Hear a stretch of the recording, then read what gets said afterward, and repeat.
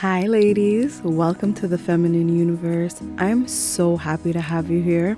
Many times when we think or hear about femininity, we think of words like soft, delicate, resting, receiving. All these things are absolutely true and absolutely beneficial, but they're also only one side of the equation. What gets forgotten a lot is that there's quite a bit of power, strategy, and influence behind femininity as well. So, I want to kick off a fun little series on feminine superpowers. These are going to be things that are unique to women or are particularly beneficial to women more so than they are to others.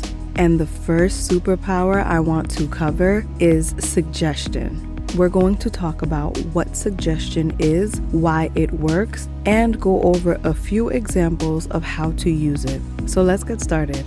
So firstly, what is suggestion? It's defined a few different ways, but the ones that really make the point are this: the process by which a physical or mental state is influenced by a thought or idea. Also, the process by which one thought leads to another, especially through association of ideas. And the last definition I like is a slight indication.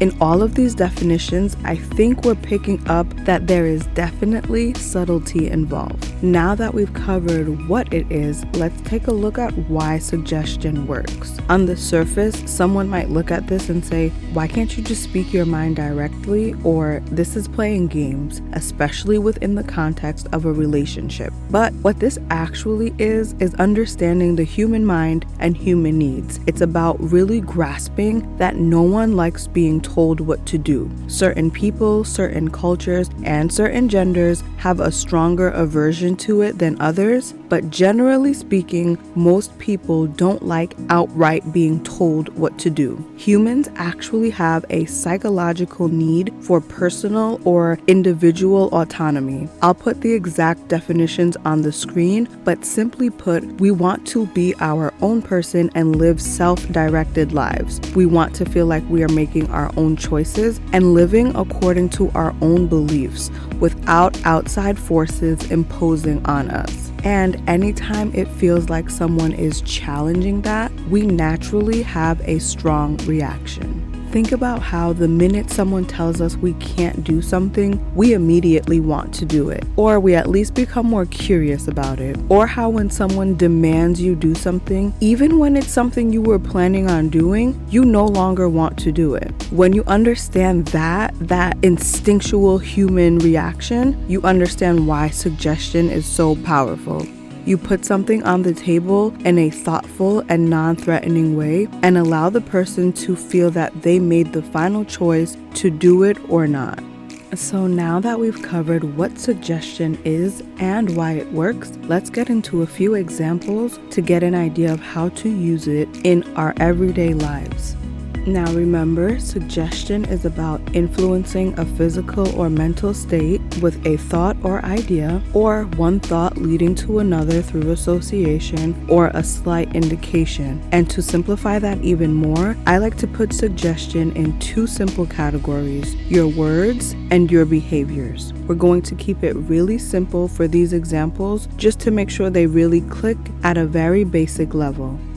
Let's say you want your man to buy you flowers. What you want to do with your words is, you guessed it, talk about flowers. Whenever you are out and about and happen to walk by a flower shop or just flowers in nature naturally, stop and smell them or talk to the shopkeeper about them. If you're keeping it really subtle, you can just comment on flowers whenever you guys walk past them without really stopping to acknowledge them, but just mentioning and letting it be known that you've noticed them. If you guys are hanging out with another couple and she mentions her man buying her flowers, don't elbow your guy and say, why don't you ever do that? Ask her what kind of flowers they were. If they're your favorite, say, so pretty, those are my favorite. If he bought her tulips in the spring, say, so pretty, tulips are perfect for spring. The point here is not to shame him, it's to subtly teach him and to plant in his mind that you like flowers. Side note, you might be saying, okay, I'm getting the hang of this suggestion thing and I'm seeing what is important, but for something this small, couldn't I just simply tell him that I'd like flowers? You absolutely could, but this can very much begin a pattern where you have to spell out everything in your relationship. And it can begin a pattern of you not getting anything that you don't explicitly ask for. Because in his mind now, if she wants it, she'll ask for it, instead of him being left to his own devices and thinking, what can I do to make her happy today? And let's be honest, sometimes you don't want to have to ask.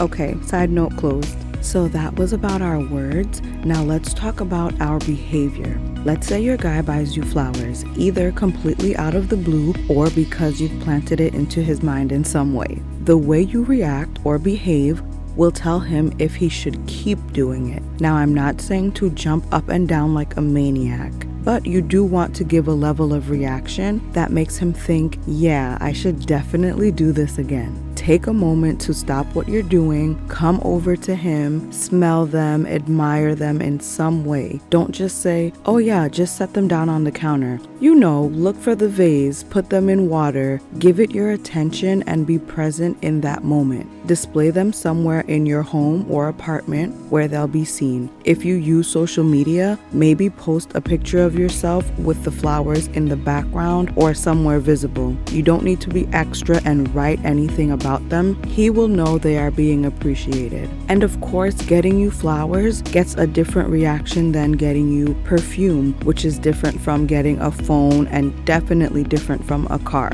There's a different level of appreciation and reaction that comes with each tier.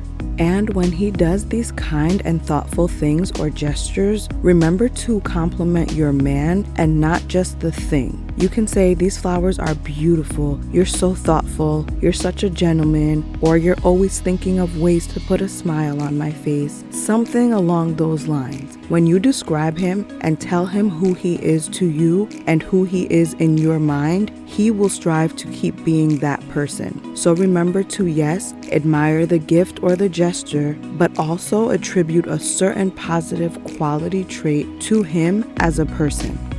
Now let's talk about suggestion at work.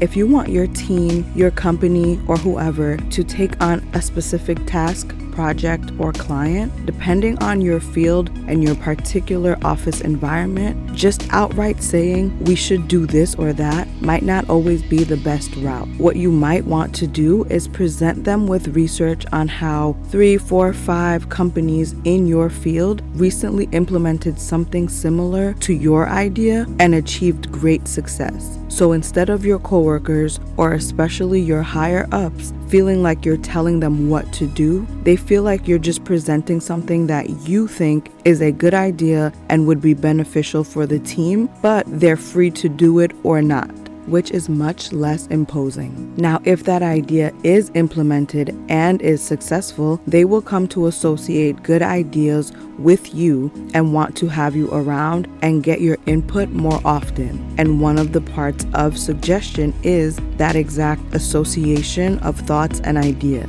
And that will help you climb the ladder and make you that much more valuable to your team or company. So that's just a quick idea on how suggestion can be used in a platonic or professional sense and not just a romantic sense.